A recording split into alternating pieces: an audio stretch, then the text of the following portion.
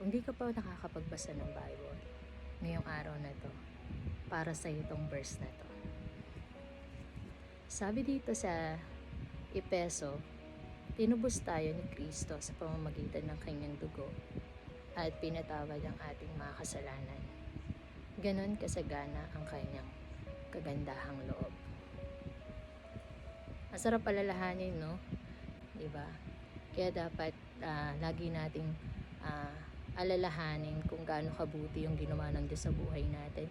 Lagi tayong magpasalamat sa Kanya kasi deserve niya yun. And patuloy na sa lahat ng sitwasyon, sa bawat bagay na ginagawa natin is dapat ay magkaroon din tayo ng kagaya ni Kristo na merong kagandahan ng loob, diba? Sa mga tao, sa kapwa natin. Kasi kung paano niya yun binigay sa atin, dapat binibigay din natin yun sa mga taong nakapaligid sa atin. Kaya sa araw na ito, sana na-remind ka na dapat lagi natin ibigay yung dapat para sa Lord. At the same time is patuloy tayong maging mabuti rin sa kapwa natin. Salamat!